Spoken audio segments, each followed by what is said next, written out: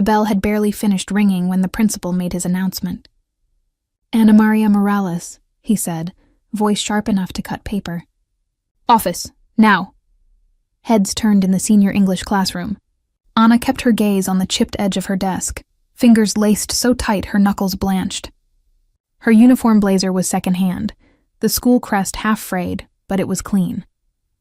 The only thing that wasn't was the shame crawling up her throat. "Go on, sweetheart," Miss Clara Bennett murmured at the back of the room. "Take your bag." Ana nodded, shouldered the faded backpack, and walked the long aisle as whispers rose on both sides like weeds through concrete. A boy near the window snickered, loud enough to be heard. Clara shot him a look that made the sound die in his mouth. Outside, the corridor smelled like floor wax and rain. Principal Whitaker was waiting by his door, tie too tight, smile too bright. He ushered her inside, closed the blinds with 2 crisp pulls, and sat behind his desk, every movement rehearsed. "We have rules here," he began. "Standards." "Yes, sir." "Your tuition balance is delinquent." He tapped a paper. "We have given you extensions. We cannot give you charity." "It's not charity," Ana said, keeping her voice small. "It's financial aid. Your mother signed an agreement. She is 6 months behind." He placed a pink slip on the desk like a verdict. "You are hereby expelled, effective immediately." Her breath stopped. "But graduation is in 3 weeks. My scholarship will be rescinded without good standing," he said smoothly. "Actions have consequences. Please." The word escaped before she could swallow it. "Please, sir. My mom is working doubles. I'll pay. I won't repeat myself." He stood. "Turn in your ID, your locker key, and that blazer. It belongs to the school." Ana couldn't move. The room tilted. Plaque walls, polished diplomas, a framed photo of Whitaker shaking hands with a councilman at a ribbon cutting. She unclipped her ID, set the key down, and reached for the blazer button. Her hands shook so badly she missed twice. "Keep the blazer on," Clara said from the doorway, voice calm but edged with steel. She had slipped in silently, the way good people do when they're about to do something dangerous. Whitaker bristled. "Ms. Bennett, this is an administrative matter." "Then administrate without humiliating a student." Clara stepped to Ana's side, set a steadying palm between her shoulder blades. To Ana, she said softly, "You're going to breathe for me, okay?" Ana nodded. It didn't unlock her lungs, but it put a small weight against her back that kept her from falling. Whitaker's smile flattened. "Your concern is noted. So is your overstepping. Then note this." Clara faced him squarely. "You can't expel a student midterm for unpaid fees without a due process hearing. Page 37 of your own handbook." His jaw flexed. "The board will support my decision." "Only if you're hiding something in the budget," Clara said evenly. "Are you?" The question hung like a live wire. Whitaker's gaze flicked to the blinds, to the door, back to Ana. "Ms. Morales," he said tightly, "you are to vacate the premises." "I'll escort her," Clara said, "and I'll be advising her mother to request an audit." For a beat, none of them moved. Rain ticked against the window. Finally, Whitaker sat, composing his features into something like patience. "You have 5 minutes." In the hall, Ana sagged against the lockers, tears pushing against her eyes the way tide presses against a seawall. "He can do this," she whispered. "He always gets what he wants." "Not always," Clara said. "Come on." They walked to the tiny staff kitchen. Clara poured water, pressed the plastic cup into Ana's hands. "Your mom, can I call her?" "She's at work." Ana's voice trembled. "If she leaves, she'll get fired." "An advocate, then. Anyone I can contact who'll stand up for you?" "A pastor. A social worker, Ana's fingers tightened around the cup. There was a card tucked inside the lining of her backpack, stitched there years ago by calloused fingers, and a needle pulled through denim at a kitchen table. "If you're ever in trouble, Mia, call this number." Her mother had said it with a softness that told Ana not to ask questions she wasn't ready to hear answers to. She slid the backpack open with a small, decisive motion, found the hidden seam, pulled the card free. A name she'd never said aloud stared back at her in clean black ink. Domenico Valente, a Chicago area code. Nothing else. Clara watched her carefully. "Who is that?" "I don't know." The truth sat strange in her mouth. But my mom told me if everything ever fell apart. Then we try, Clara said. She reached for the staff phone, then paused. This is your choice, Anna. Do you want me to call? Anna stared at the numbers until they blurred. She thought of her mother's split shifts, the envelope of cash that never seemed full enough, the way Whitaker had looked at her like a line item. She nodded. Clara dialed. The line clicked, rang twice. A man answered. Yes. Clara hadn't decided how to open. She decided on simple. My name is Clara Bennett. I'm a teacher at Lakeview Preparatory. I'm with a student named Ana Maria Morales. Her mother... The voice sharpened, cutting cleanly through the space between them. Is Carmen's daughter with you? Clara blinked. Yes. And is she safe? Clara looked at Anna, wet-eyed, shaking, clutching a cup in both hands like a prayer. Not yet. She was just expelled for unpaid fees. Silence. Then, put her on. Anna took the receiver with hands that felt like someone else's. Hello? The voice changed. Softer, somehow older. Ana Maria, this is Nico. Your mother told you about me when you were little. She never said who you were. She didn't need to. The man exhaled, and even the sound of it was steady. Do you want help? Anna closed her eyes.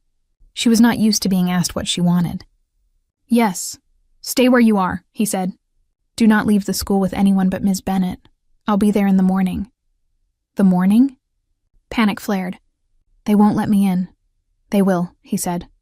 Have Ms. Bennett keep you with her. If anyone tries to move you, call this number again. What are you going to do? Fix what should never have broken. A beat. Tell Ms. Bennett, thank you. The line went dead. Clara took the receiver back, stared at it as if it might explain what had just happened. Who was that? Anna slid the card into Clara's palm. He said to thank you. And he's coming tomorrow. Who is he? Clara repeated, though she had the uneasy feeling they were about to find out whether they wanted to or not. They spent the last period in Clara's classroom. Clara typed 3 emails, one to Anna's mother, one to a legal aid clinic, one to a friend at the Tribune who owed her a favor. Outside, word of the expulsion spread like ink in water. Faces passed the window, curious, smug, sympathetic. Whitaker didn't reappear, but his secretary did, twice, to ask what room Ms. Bennett intended to use after school hours. Clara smiled politely and closed the door. At dismissal, she walked Anna to the bus stop under a sky that had given up pretending it wouldn't pour again. Do you want me to come with you? Clara asked. I'm okay, Anna lied. I'll call you when I get home. Clara squeezed her shoulder. You did nothing wrong. Anna managed a small smile and climbed onto the bus. She didn't see Whitaker watching from the office window. She didn't see him make a call. That night, Chicago's weather broke open and dumped half the lake onto the streets. Carmen Morales arrived at the apartment past midnight, drenched and exhausted, and held her daughter while Anna cried into her shoulder without words. Carmen didn't ask about the card. She didn't have to. She kissed Anna's hair and whispered, It's going to be okay, the way mothers do when they don't know how, but intend to make it true. Morning came too bright, too fast. The rain had burned itself out, leaving the sky a hard, endless blue. At 8:03 a.m., the principal stepped outside to greet the day's visiting donor, some tech entrepreneur with a check and a photographer, and heard it before he saw it. A far-off chop that grew louder, heavier, like a heartbeat turning into a drum, heads tilted. Teachers stepped out of doorways. Students in polo shirts and plaid skirts shaded their eyes. The helicopter came in low over the soccer field, glass flashing, rotors carving the air. It wasn't a news chopper or a police bird. This one was sleek, matte black, unmarked. It settled onto the grass with a wind that flattened the shrubs and sent papers cartwheeling across the courtyard. The side door slid open. A man in a black shirt and darker gaze stepped down as if the earth belonged to him when he chose to touch it. 2 others followed, not close but close enough. He didn't glance at the stunned faces, the buzzing phones. He was already walking toward the front doors like a weather system entering a room. Whitaker swallowed, straightened his tie, and pasted on a smile that showed just a little too much gum. Can I help you? He called over the dying roar. The man didn't slow. You already did, he said, voice low and even. Yesterday. He stopped at the bottom of the steps and looked past Whitaker into the lobby until he found what he wanted. A girl in an ill-fitting blazer clutching a backpack to her chest, and a young teacher standing like a lighthouse at her side. His mouth softened. Not much, but enough to change the air around him. "Anna Maria," he said, as if he'd been practicing her name for years. "I'm here." He climbed the front steps as if the weight of the world couldn't touch him. The black shirt clung to his shoulders, a gold chain glinting at his collarbone. The secretary behind the desk forgot how to breathe. Even the security guard by the door took a half step back. The man didn't raise his voice. "Which one of you is Principal Whitaker?" Whitaker straightened, finding his authority like a coat he wasn't sure still fit. "I am, and you are?" "Domenico Valente." He extended no hand. "Carmen Morales once worked for my family. Her daughter studied here, until yesterday." Whitaker forced a laugh that came out wrong. "Ah, you're a relative?" "No," Valente said. "But I was raised to repay debts." His eyes shifted to Anna. "And I owe her mother more than money." The hall had filled, teachers pretending to check schedules, students peering from classroom doors. Whitaker's smile cracked at the edges. "I'm afraid this is a private matter. If you'll make an appointment," Valente stepped closer. "You humiliated a child in front of her peers over a balance that the board will find mysteriously corrected by noon. What you owe now is an apology." The words weren't shouted, yet they carried. The hush spread until only the tick of the clock broke it. Whitaker's mouth opened, closed. "I don't think you understand how schools—" Valente leaned forward just enough for Whitaker to see what kind of man stood in front of him. Still, but coiled. Quiet but decisive. "You're right. I don't understand schools. I understand respect. Teach it." For a heartbeat, no one moved. Then Whitaker's gaze flicked toward Anna. "Miss Morales, I may have acted hastily yesterday. It's possible we can reconsider the terms of your enrollment." Anna blinked. "Sir?" "Your place is restored," he said quickly. "Pending board approval, of course." Clara Bennett stepped forward before Anna could speak. "That won't be necessary. I'll document the reinstatement in writing, and perhaps you'll copy the parent notification to Mr. Valente, since he seems to care about transparency." Whitaker nodded too fast. "Of course." Valente's expression didn't change. "Good." He turned slightly toward Anna. "You'll finish your year." Yes, sir," she stammered. "Mr. Valente," Clara started, unsure how to measure gratitude against alarm. He looked at her then, and the impact of that gaze stole her breath for a second. "You're her teacher?" "I am." "Then you did the right thing." His tone softened barely a degree. "Thank you." And just like that, he turned and walked out, the crowd parting around him as though the air itself made way. The helicopter lifted again 5 minutes later, scattering papers across the courtyard and leaving the school buzzing like a kicked hive. By lunch, the story had mutated through 50 mouths. Some said he was a government official, others a movie producer. Only Clara and Anna knew the truth, and neither spoke of it. When classes ended, Anna found a note folded in her locker, a single line in unfamiliar handwriting. "Come by the cafe across from the park at 4. Bring your teacher. DV." She showed it to Clara. "Do we go?" Clara looked at the ink, the steadiness of the hand, and the way Anna's hope trembled behind the question.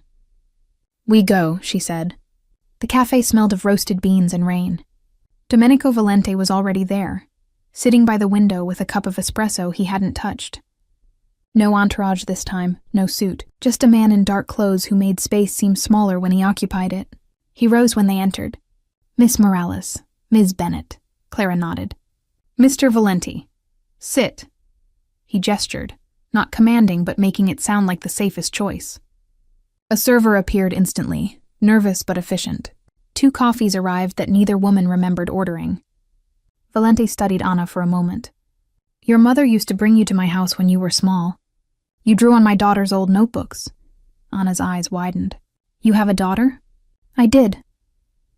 The 2 words carried a weight that made her glance down. Clara changed the subject softly. "You didn't have to come all this way." "I did," he said simply. "Because the world she just met will eat her if it learns she's alone." "She isn't alone," Clara said. His gaze moved to her, steady but not unkind. Then keep it that way. For a few minutes they discussed practicalities. Tuition cleared, records restored, the promise of a scholarship fund in Carmen's name. Clara took notes. Anna listened, trying to understand how the man across from her could sound both dangerous and gentle. When it was done, Clara said quietly, "Why help us?" He looked out the window at the wet street. "Carmen once saved my family's life. She asked for nothing in return. When she called, I told her my debt remained open." Anna whispered, "She never told me that." "She wouldn't," he said.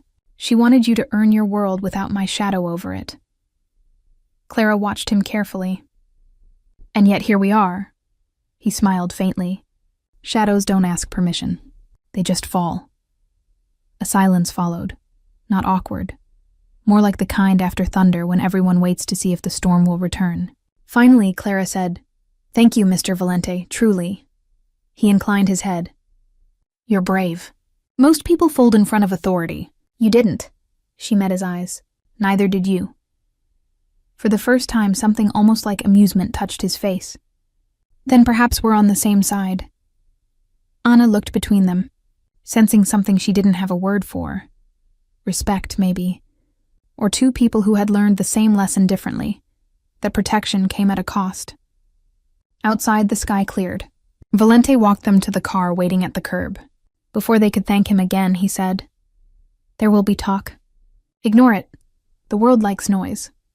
Clara frowned. "Are we in danger?" "Not if they remember who paid the bills," he said lightly. But the words carried iron underneath. Anna clutched her bag. "Will I see you again?" He looked down at her, something flickering behind his composure. "I hope you won't need to." Then he closed the car door for them and stepped back, one hand lifting in brief farewell. The engine started. The cafe lights blurred in the window as they pulled away. Clara glanced at Anna. "You okay?" "I think so." She touched the folded note in her pocket. He felt like a storm that stops raining when you look at it. Clara smiled faintly. "Let's hope it stays stopped." They didn't notice Valente still standing by the curb, watching the car disappear down the street, his reflection merging with the fading daylight. He took out his phone, dialed once. "It's done. No one touches the Morales girl or her teacher. Ever." He listened to the reply, then said quietly, "Carmen kept her promise. Now I keep mine." He ended the call, slipped the phone into his pocket, and turned toward the waiting car. Behind him, the sun broke through the clouds and lit the wet pavement like glass. That evening, Clara couldn't sleep. The rain had returned, tapping softly against the window of her small apartment. She sat at her desk, grading papers, but her mind wasn't on the essays. Every time she tried to focus, her thoughts circled back to him, the man who had walked into the school like judgment wearing a black shirt. She replayed his words. "You humiliated a child over a balance that will be corrected by noon." The authority, the precision, the calm that came from a life used to command. It wasn't just fear that lingered. It was curiosity, and something harder to name. Across the city, Domenico Valente stood on the balcony of his penthouse, overlooking the Chicago River. The skyline shimmered with reflected light. The hum of traffic below was constant, like blood moving through steel veins. He poured a glass of wine, untouched, and glanced at the photo on his desk. Carmen Morales, smiling beside a younger him. A warehouse fire behind them, sirens blurred in the background. He remembered her pulling his daughter out of a burning car before the gas tank exploded. He remembered the hospital, the smell of antiseptic, and Carmen saying quietly, "You can't repay saving a child. Just live better because of it." She had disappeared soon after. He'd let her go. Now fate had brought her daughter to his doorstep, and with her, a teacher with eyes too steady for her own good. The next day at school, Clara noticed the shift immediately. Teachers were polite, overly so. Whitaker avoided her entirely. The board sent a memo announcing the creation of the Carmen Morales Scholarship Fund, with no mention of its mysterious donor. When Anna walked in that morning, head held a little higher, the classroom fell silent. Not mockery, but uncertainty. Power had changed direction overnight, and no one knew how. During lunch, a black sedan pulled into the faculty parking lot. The driver stepped out and handed Clara a white envelope sealed with wax. Inside, Ms. Bennett, please join me for coffee this evening at the Riverview Hotel. It concerns Anna's future. Ide Valente. Clara hesitated. Every instinct said don't go. But another voice, quieter, rational, stubborn, whispered that someone had to know what kind of man now had a child's life in his hands. The Riverview was all glass and gold light, its lobby filled with the quiet confidence of people who never worried about bills. Domenico was waiting at a corner table overlooking the water, a dark suit this time, tie loosened. Ms. Bennett. He stood as she approached. Thank you for coming. I'm still not sure I should have, she said, sliding into the chair across from him. He smiled faintly. Caution is smart. I rely on it myself. Then maybe we understand each other. The waiter arrived. Domenico ordered espresso. Clara, still wary, asked for tea. When the waiter left, he said, I wanted to speak without the noise of an audience. You protect that girl fiercely. She deserves to be protected. She does. He looked out over the city lights. Carmen was the same. She never backed down. Clara folded her hands. You said she saved your family's life.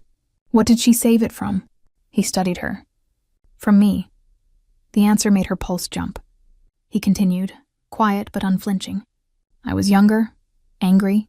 Someone planted explosives in a warehouse I owned. Carmen worked security there. Single mother, 2 jobs, no backup. She ran inside when everyone else ran out, saved my daughter, dragged me out by the collar. She risked everything for strangers. That night changed how I handled power. She must have seen something worth saving, Clara said softly. He met her gaze. She saw something worth changing. They sat in silence for a moment.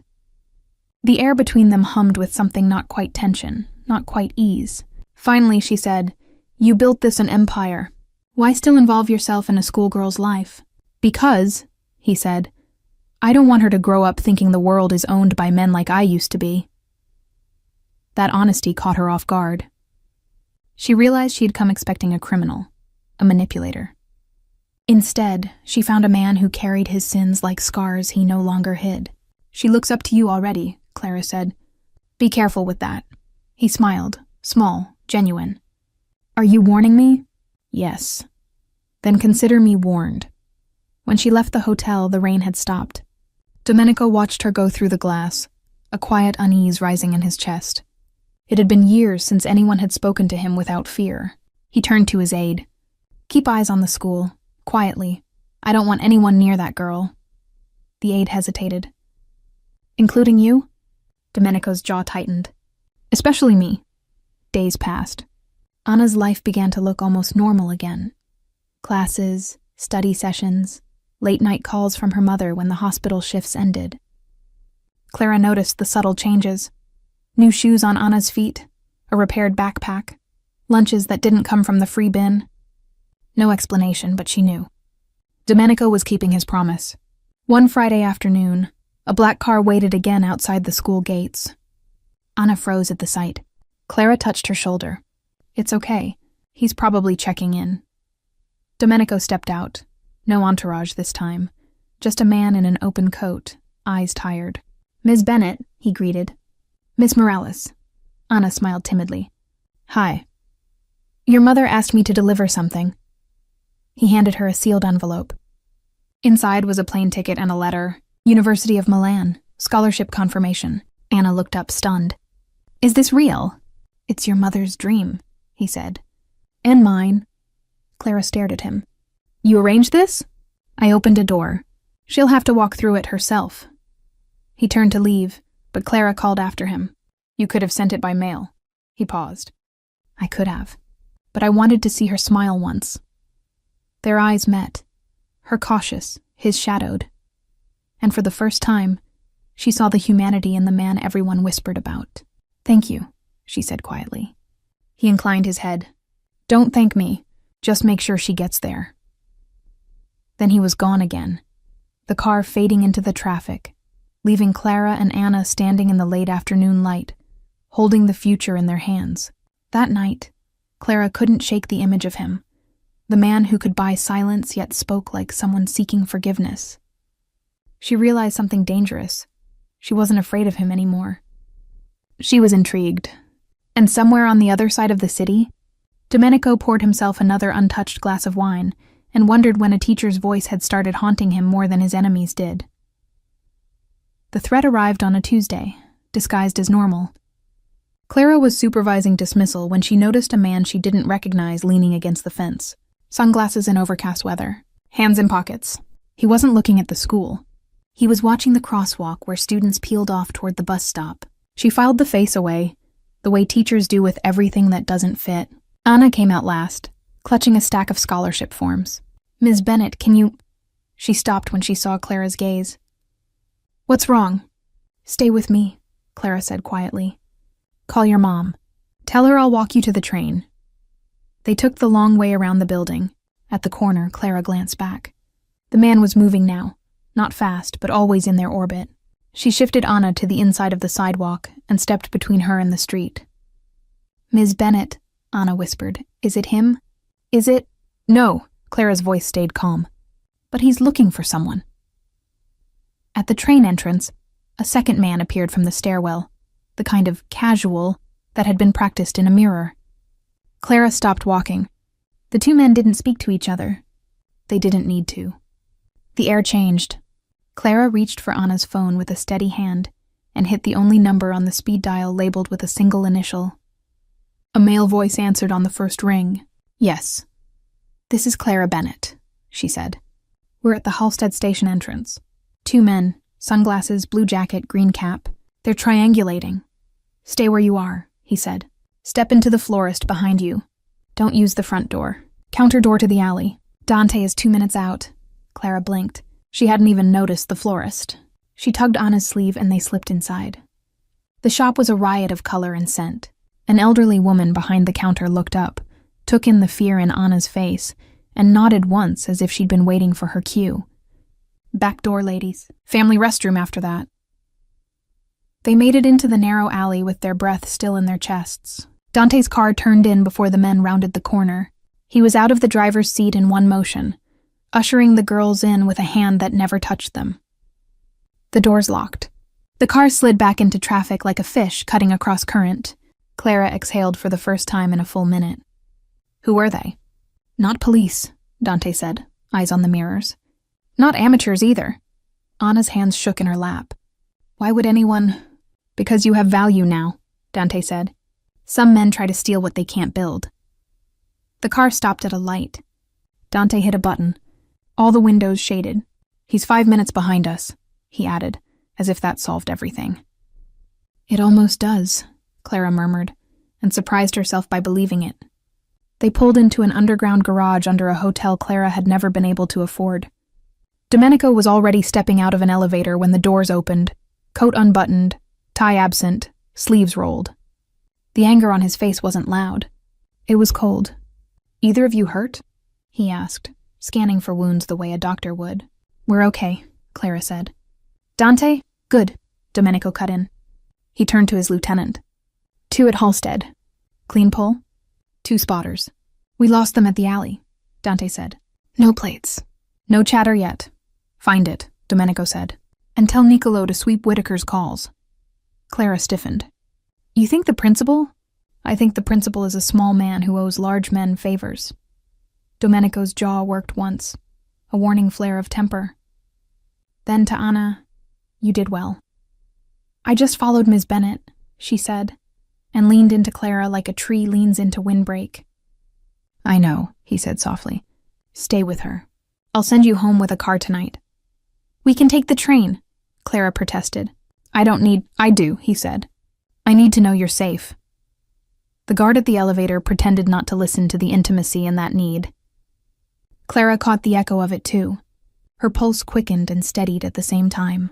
They rode up to a private floor with a view that made the river look tamed. In the suite's quiet, Domenico poured water and slid the glasses across the counter. "Sit," he said. When they did, he perched on the edge of a low table rather than taking the height of a chair. It was a small thing, but Clara noticed it.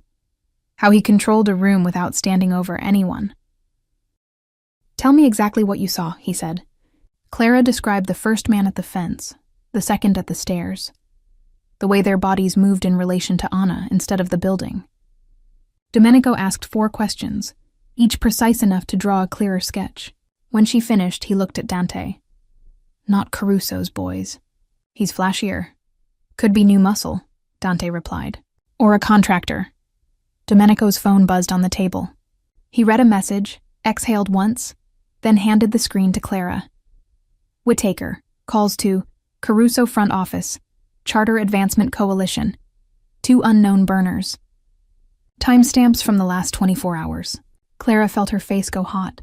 He put her in danger again. He tried, Domenico said. I won't let him succeed. You can't just... She gestured to the phone, to the unseen machinery humming around him. You can't turn a school board meeting into a battlefield. You think I already haven't? He asked mildly. There's a vote scheduled Friday. He'll resign.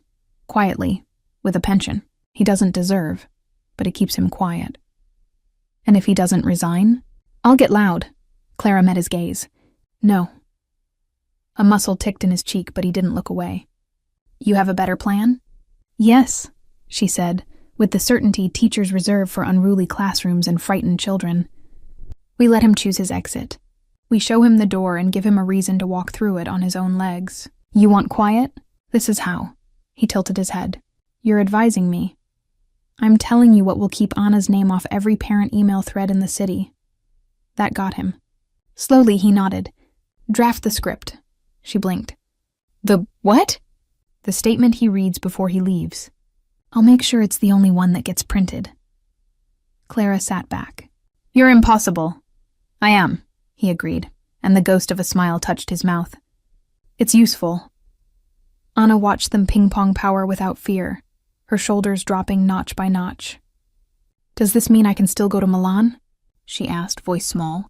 Domenico turned to her, the edges of him softening the way night softens a skyline. It means you will, she swallowed. My mom says I can't leave unless you promise you'll watch over Ms. Bennett, too.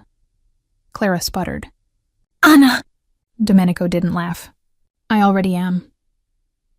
The words landed between them like a chord that could resolve 2 different ways. Clara felt something shift inside her, a weight sliding from caution to acknowledgement. He didn't mean it as flirtation. He meant it as a vow. Somehow that was worse, for her heart, and better, for everything else.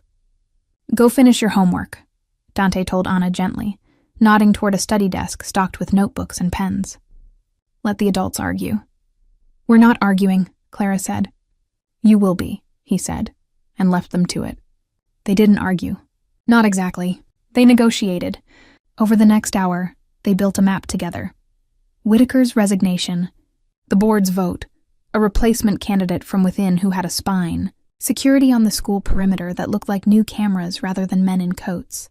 Every time Domenico chose the blunt path, Clara offered one with fewer casualties.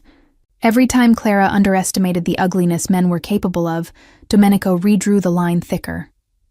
At some point, the city moved from gold to blue beyond the windows. Anna fell asleep over a grammar worksheet, cheek on her arm. Clara covered her with a hotel throw. Domenico watched the gesture like a man watching something he hadn't believed he'd see again. You do this every day, he said. Stand between small people and big systems. It's my job. It's your calling. For the second time that day, she felt seen. What about you? She asked. What do you call what you do? Debt collection, he said dryly, then shrugged. Lately, maintenance, keeping things from falling on people who don't deserve them. Did you always think like that? No. He looked past her at the darkening river. Someone taught me. Carmen? She guessed. And grief, he said. It's a very firm teacher. Silence settled, this one gentle. Clara exhaled slowly. You should eat, she said. Your hands are shaking. They're not, he said, looked at them, and smiled when he caught the tremor he hadn't noticed. They ordered room service. He tried not to watch her eat. She tried not to notice the way he always gave up the last bite without making a show of it. When Anna woke, Dante drove them home with a car shadowing 3 blocks back. Domenico walked them to the lobby, stopping where the building rules asked him to stop. Tomorrow, he said to Clara, I'll have a draft of Whitaker's options. You'll make it sound civil. And you'll make it happen. That's the division of labor. She surprised them both by touching his sleeve. Thank you for listening. He looked down at her hand, then back up.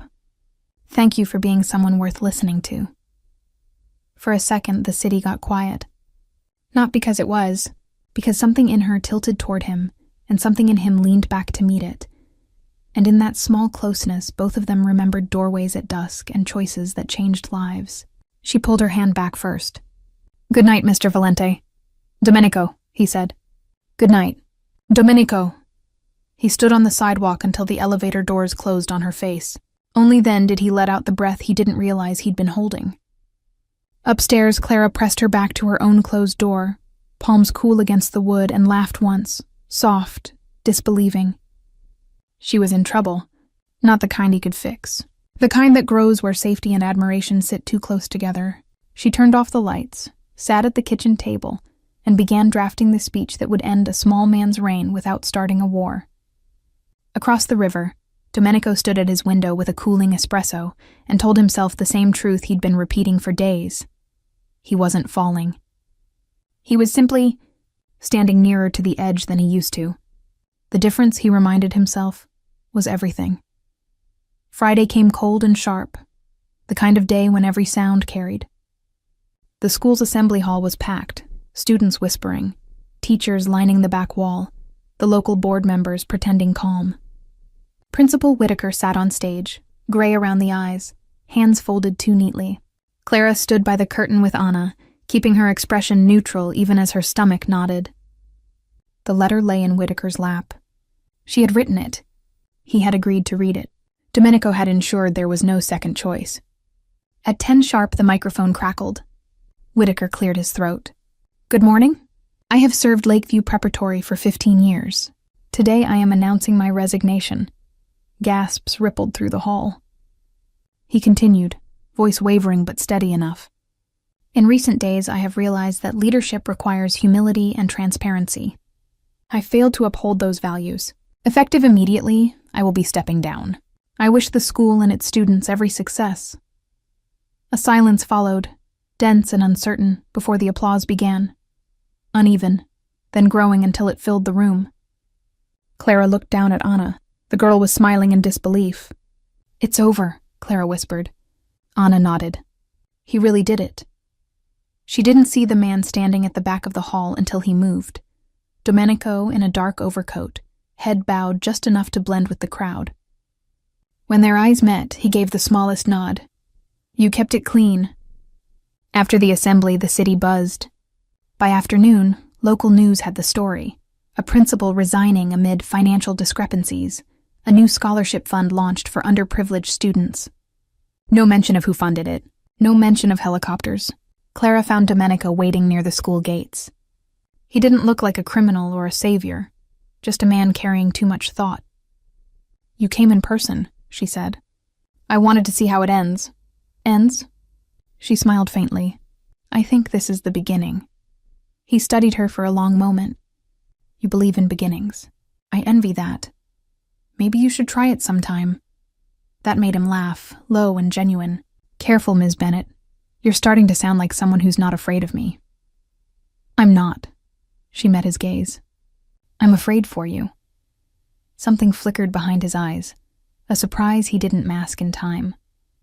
Why? Because you keep standing between the world and everyone else. Sooner or later, something hits back.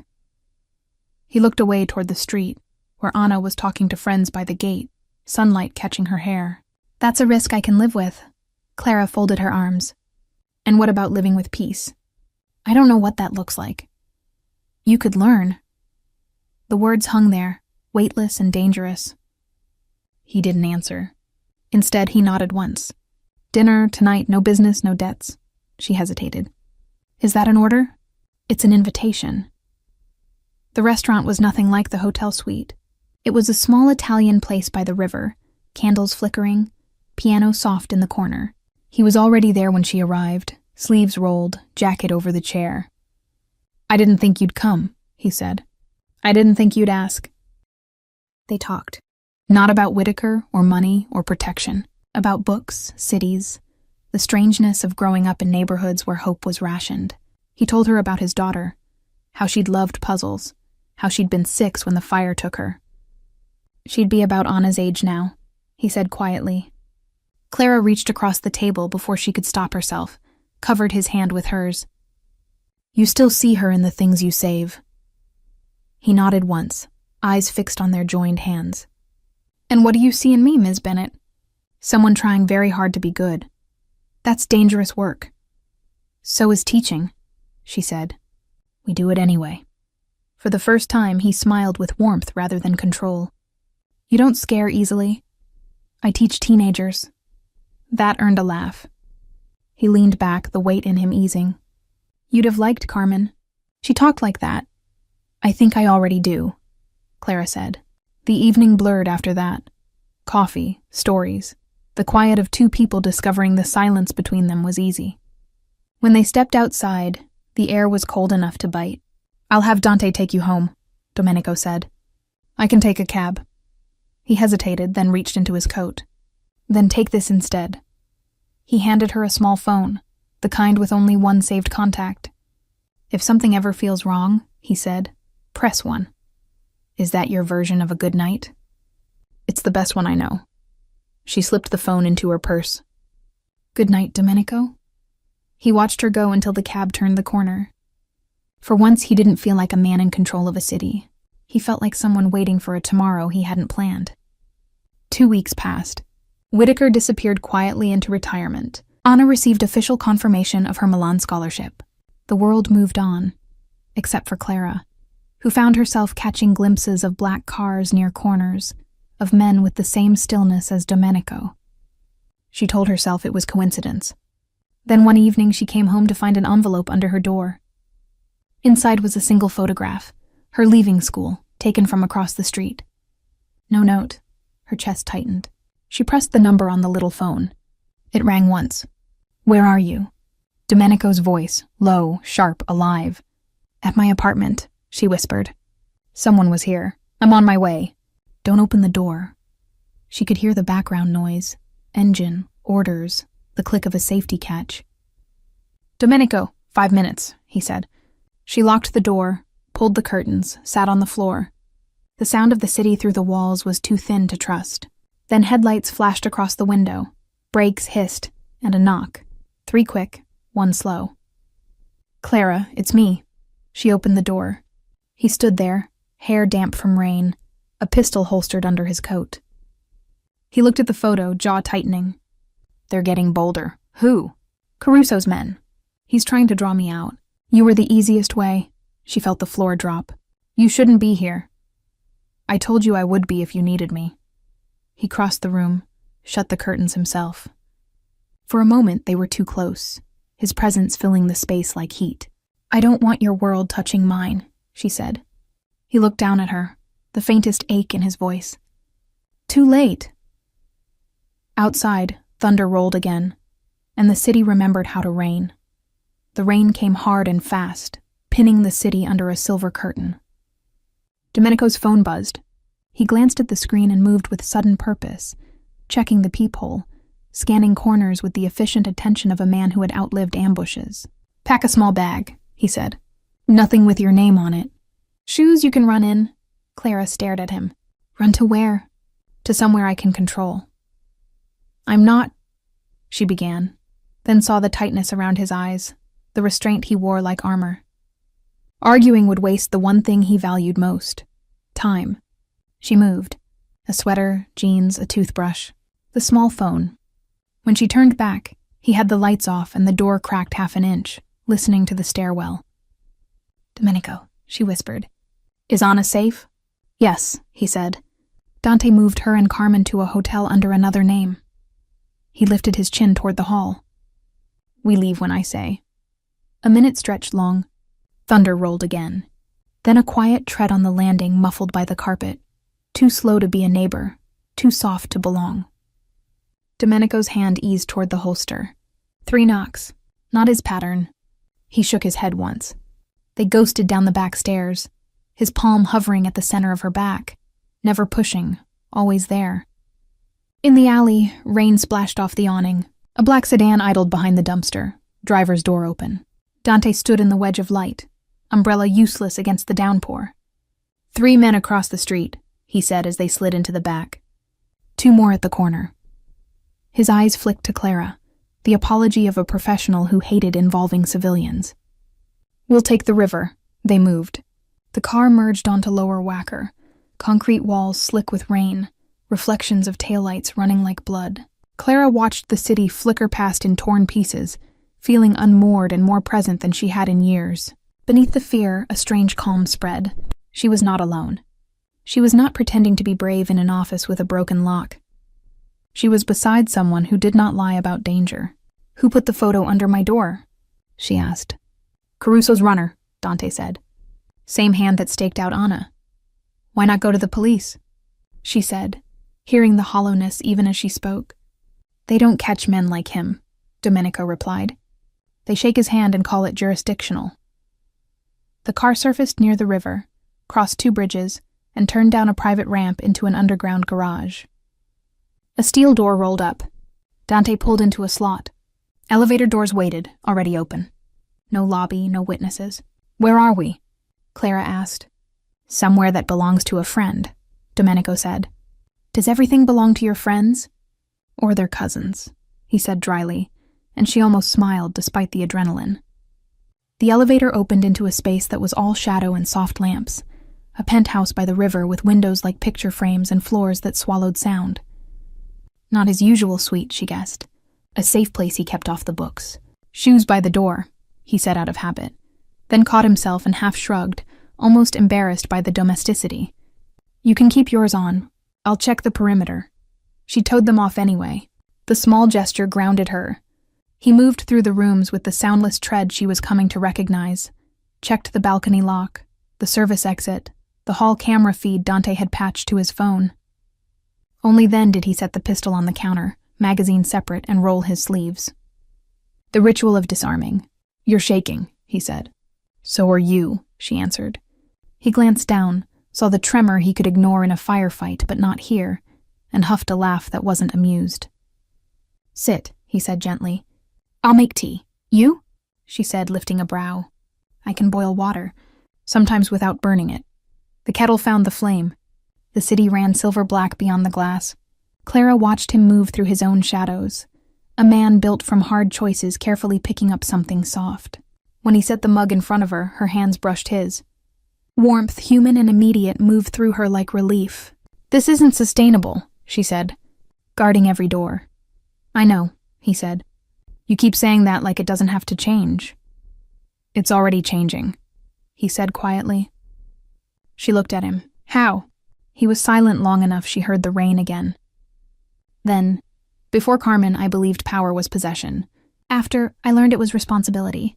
Since you, he stopped, searching for a word that didn't exist in the vocabulary he usually employed.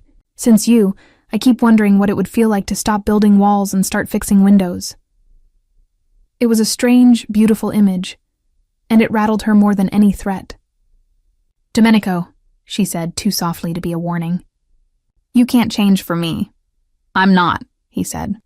I'm changing in front of you.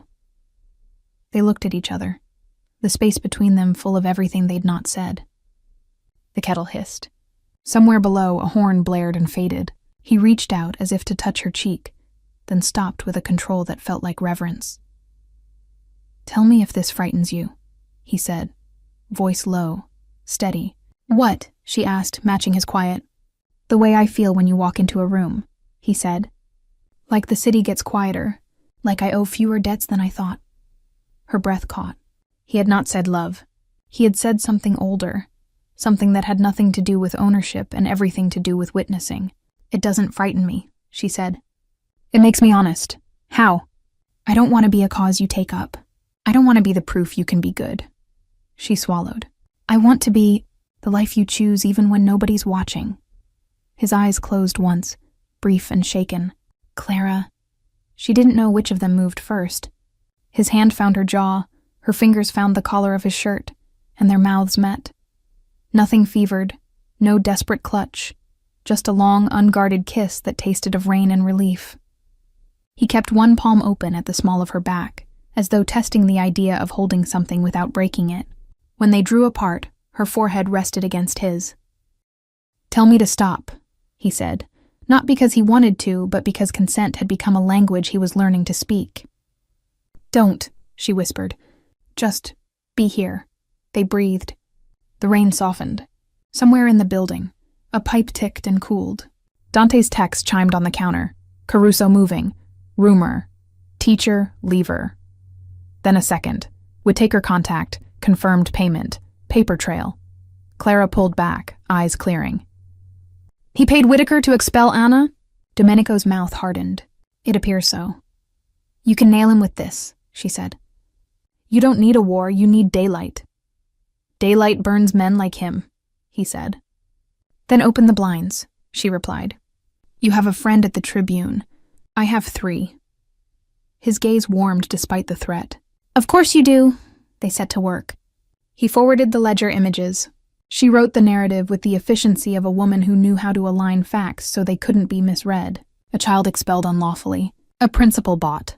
A rival's check cut through a front that had laundered favors for a decade. No melodrama. Just sequence and consequence. Dante patched a call to a reporter who owed Clara a favor and Domenico a debt. "Anonymous sources," the man warned. "You sure?" "Cross-reference the timestamps with the board's public calendar," Clara said. "And ask yourself why a charter coalition needs a cash courier at midnight." The reporter whistled softly. "Copy that." They hit send. The room hummed, a different kind of electricity now, the hum of risk becoming action. "Caruso won't like this," Dante said, flipping a knife open and closed with the mindless grace of a man who thought better with his hands. "He doesn't have to," Domenico said. "He just has to learn he's not the only one who decides what happens here." Clara touched his sleeve again, a habit now, grounding him and herself. "You just chose daylight over bullets," she said. "That's not nothing." He looked down at her hand, then up. "That's you." The night stretched. Around 3 a.m., the article went live. By 3:15, it had 5,000 shares. By dawn, a local news van idled near Caruso's office, and City Hall's communications director was drafting a statement about integrity in education. The current carried away what would never return quite the same. Clara slept an hour on the couch, her head against his shoulder. He didn't move, didn't dare. He watched the gray ease to blue beyond the windows and, for once, let himself feel the simple animal joy of a woman breathing safely beside him. She stirred at 7, blinking at the light. "Did we win?" "We started," he said. He walked her to the bathroom, set a toothbrush on the sink as if it were always supposed to be there, and caught his own reflection. Sleeves pushed up, tie lost, eyes softer. A man he wouldn't have recognized a year ago looked back, not ashamed. When she came out, hair damp and face clean, Dante stepped in from the hall, grim. 2 cars outside. "Not press. Caruso's boys. They're done asking nice." Clara's spine straightened. "What do we do?" Domenico's hand found hers. "Not to pull, to link. We end it," he said. She squeezed once. "Daylight," he nodded. "Daylight." He turned to Dante. "Call Niccolo. Cameras on the curb. Police on the way. No guns unless they pull first." Dante lifted a brow. "You want cops?" "I want witnesses," Domenico said. "And I want Caruso choosing whether he looks into a lens and lies." They took the elevator down together. As the doors opened to the private lobby, rain smell drifted in from the river. Beyond the glass, 2 sedans idled. 3 men leaned against them like punctuation marks waiting for a sentence. Domenico stepped forward, Clara at his side. He didn't raise his voice. He didn't need to. "You boys lost?" he asked. One smirked. "Boss wants a word." "He can read," Domenico said, jerking his chin toward the news van turning the corner. "Page 1. Another man's gaze flickered, just for a second. The look of someone who'd just realized the room he thought he'd entered had different walls.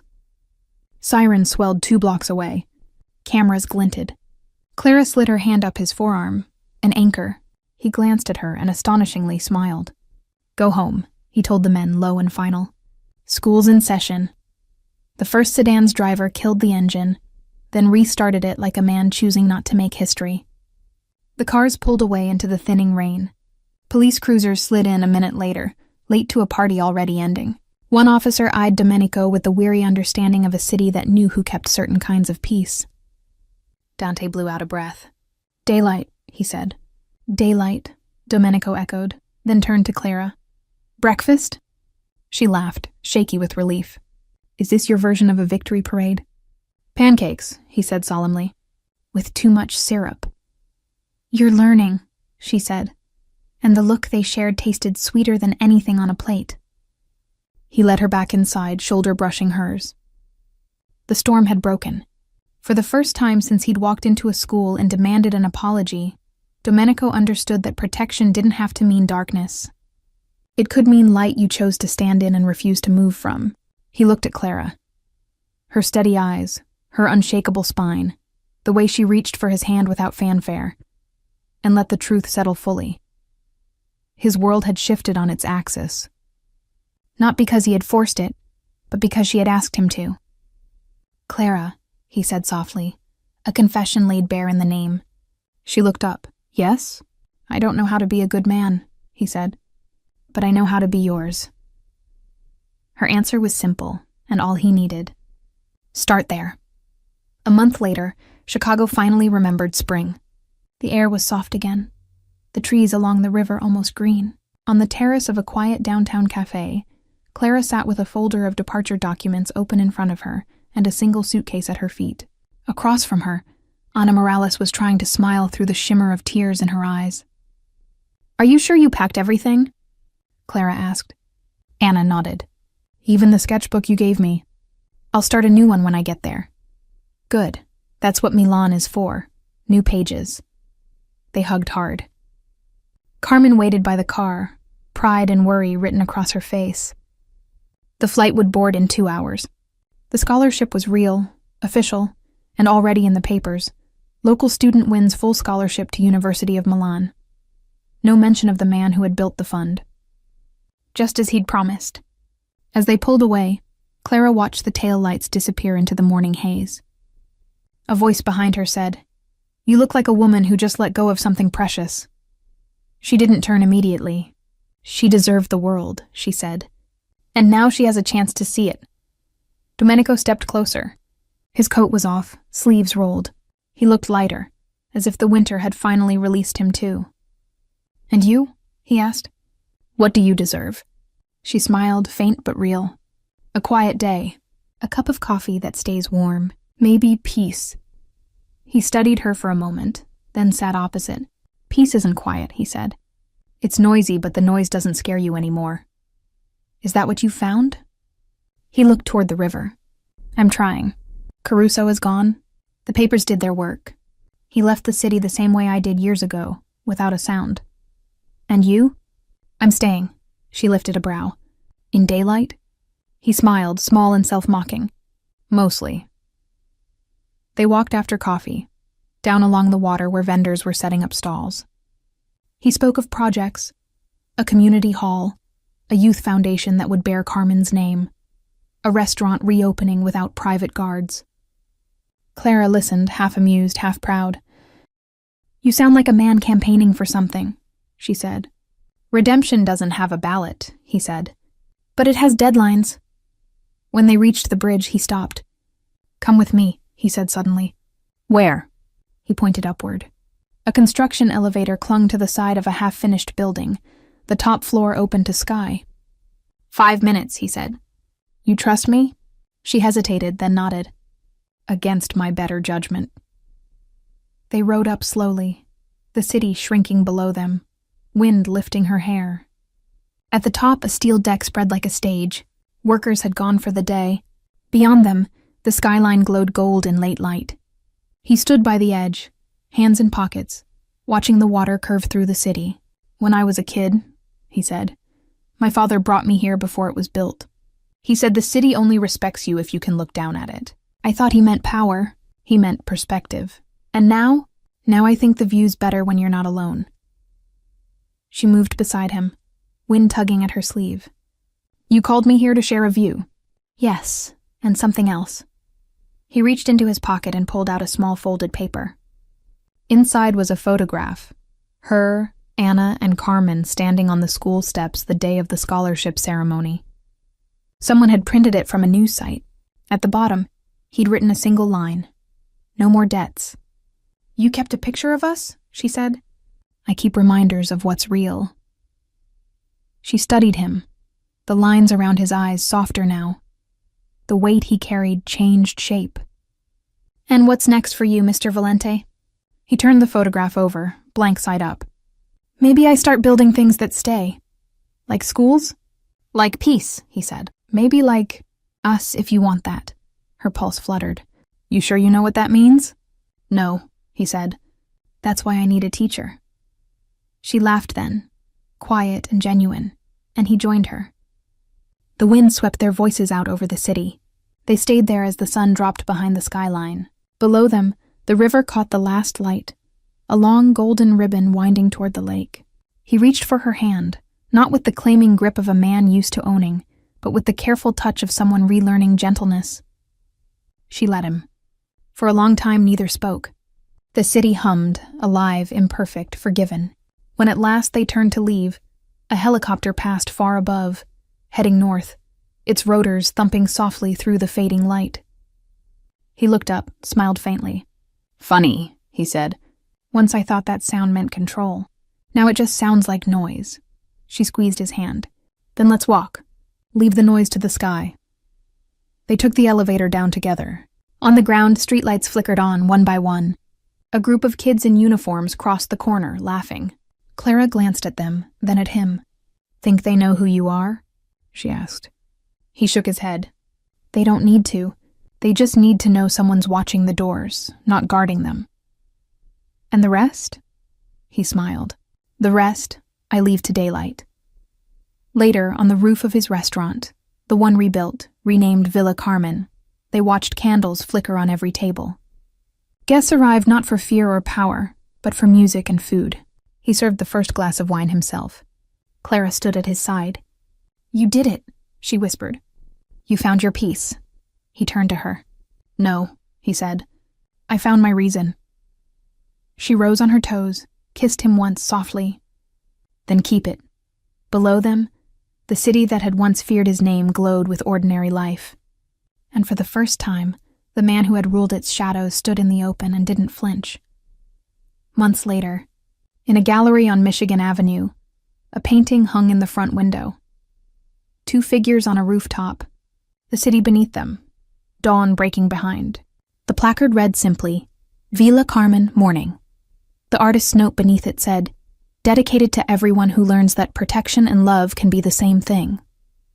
And in a small apartment across town, a woman turned off the light, heard the faint echo of helicopter blades far away, and smiled, not in fear, but in memory. Because sometimes the sound that once meant danger is just another way the sky reminds you that you're finally free.